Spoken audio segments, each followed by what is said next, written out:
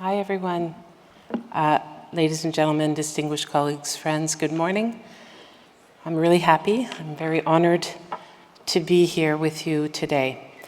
It's really such a privilege for me to be part of this panel at the opening plenary of the summit and to speak after Jeremy and Najat, whose work and life experience are such a powerful, invigorating testimony of their commitment to a better world and the numerous possibilities that originate when science and politics talk to each other. 9 years ago, on September 25th, 2015, the United Nations member states adopted the Sustainable Development Goals. In what appears as an incredibly important, but unfortunately rare display of unity, all world governments came together to adopt a vision embodied in 17 objectives that describe how we would like the world to be. A bold and transformative agenda designed to address the greatest challenges of our time. The vision behind the SDGs is simple and profound. It imagines a world where no one is left behind, a world where every person, regardless of their background, has the opportunity to live a life of dignity and purpose. A world where poverty is eradicated, where inequality is a thing of the past, and where the planet is protected for future generations.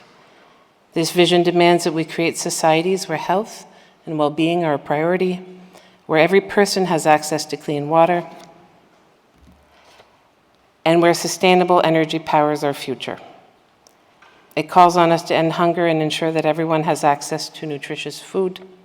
It advocates for quality education for all so that every child, regardless of where they're born, has the chance to reach their full potential. But the SDGs go beyond the material needs of humanity. They call for peace, for justice, and for strong institutions, recognizing that without these, true development can't be achieved. They not only ask us to address the symptoms of our world's problems, but to tackle their root causes. They challenge us to think beyond our immediate surroundings and short-term interests, and to act for the long-term good of humanity and our planet. They call on us to build partnerships that transcend borders, bringing together governments, civil society, the private sector, academia, and individuals in a common effort to achieve these goals. This work, friends, is not done alone. Achieving the SDGs is, in the words of the United Nations Secretary General, a shared responsibility. Sharing responsibility is about harnessing the strength of each sector, pooling resources and working together. And it's also about transforming the way we work together.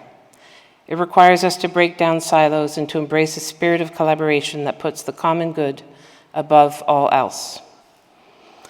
We, in the world of people who value knowledge and believe in the power of evidence to make a positive difference in the world when it is listened to and acted upon, we have an opportunity to make the world a better place if we harness our collective strengths and dedicate ourselves to the cause all of our governments have agreed should shape and direct our collective efforts.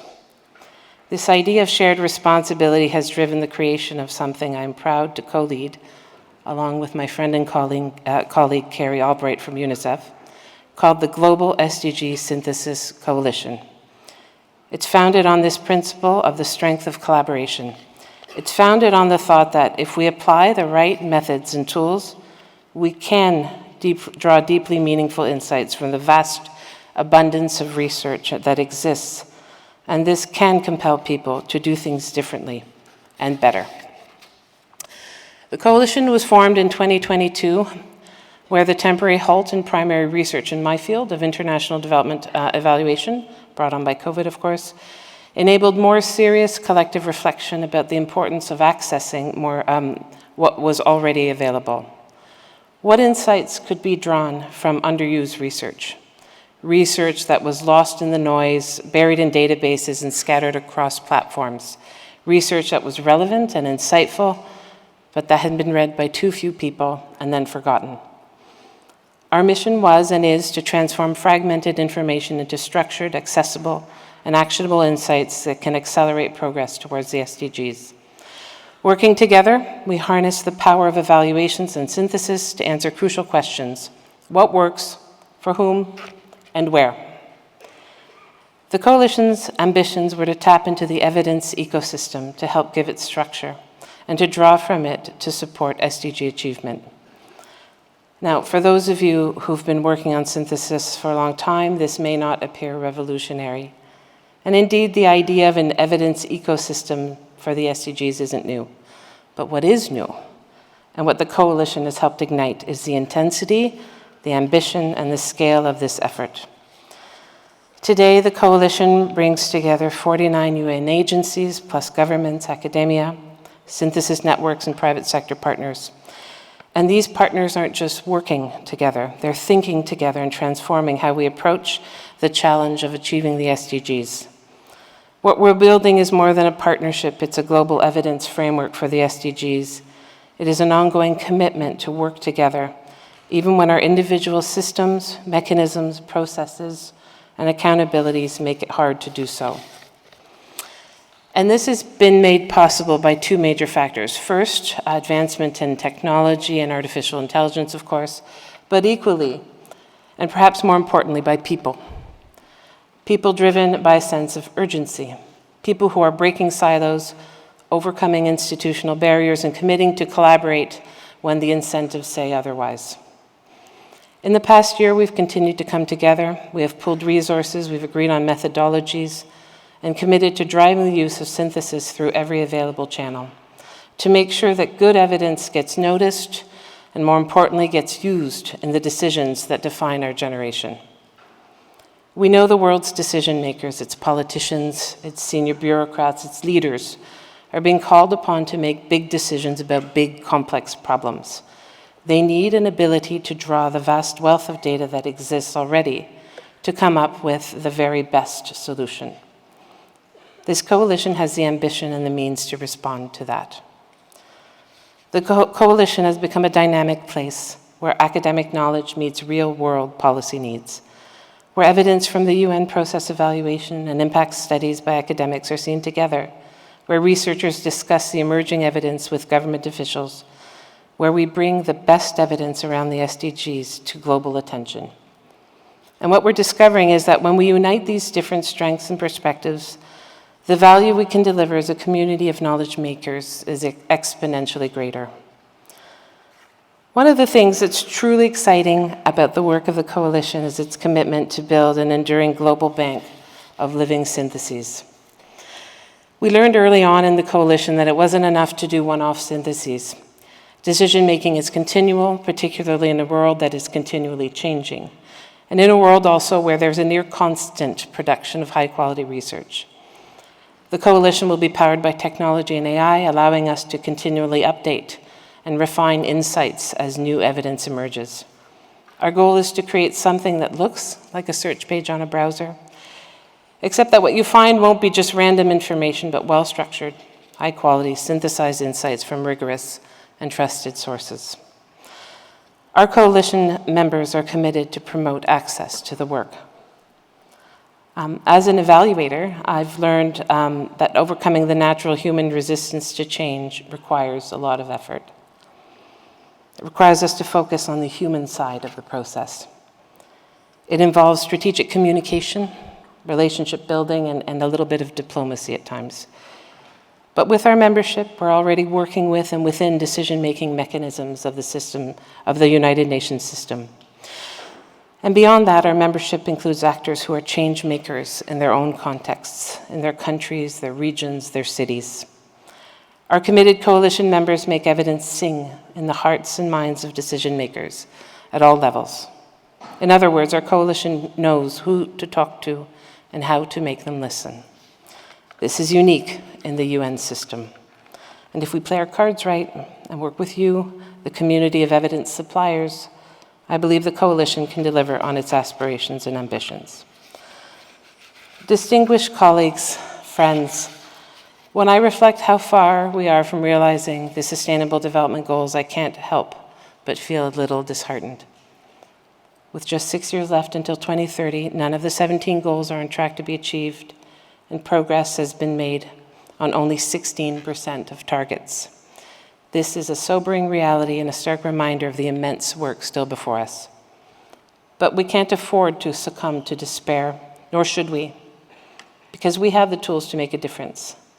Now, more than ever, we must rally together, leveraging every resource and focusing all our efforts to ensure that decision makers have the very best evidence at their fingertips to drive the change that it's needed to achieve the SDGs. I call on you, gathered in this incredible audience, to join us, to become part of this framework. Contribute your insights, connect our coalition with decision makers, and help turn evidence we're generating into action. The story of the Global SDG Synthesis Coalition is a testament to what we can achieve when we unite with a shared purpose. Our journey, in many ways, is just beginning. We're proving that collaboration is not just necessary, it's possible, it's transformative. We must ensure that this movement endures.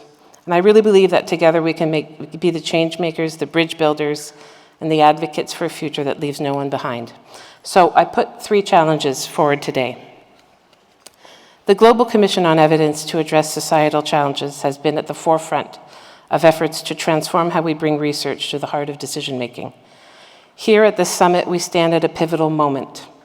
The Commission is unveiling a bold new approach called Show Me the Evidence, and it's designed to ensure research reaches decision makers who need it the most. And you'll have an opportunity to shape and refine this approach. This is your call to action.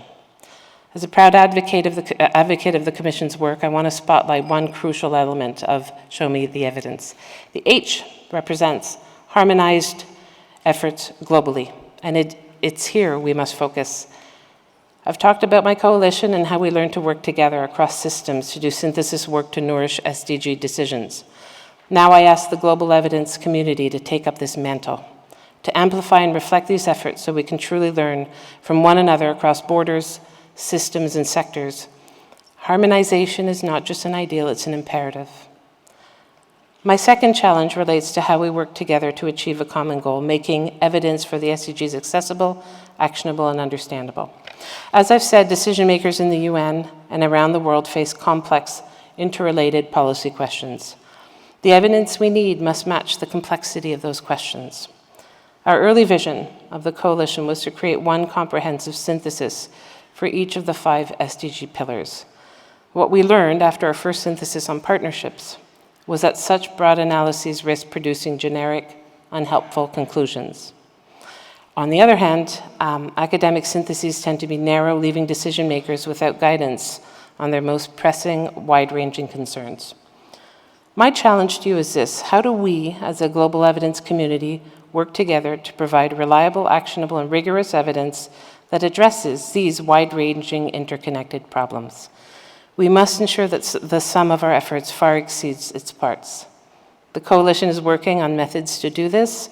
We need help, because it's a big challenge, but one that can be tackled together. And finally, the third challenge I present to you is one of urgency. The time to collaborate is now. I hope you sense it. I certainly do. The global evidence community is having a moment that can't be missed. After 2 years of perseverance, the work of the coalition, supported by partners like the Campbell Collaboration and the Global Commission on Evidence, has caught the attention of key donors. Next week at the UN Summit of the Future, we'll announce critical investments from the UK and others to further develop an SDG evidence ecosystem. But this momentum won't last forever. If we fail to seize this moment, we risk losing the opportunity to create the step change we need to accelerate progress towards the SDGs. And we hope that you'll join us on this journey. Thank you very much.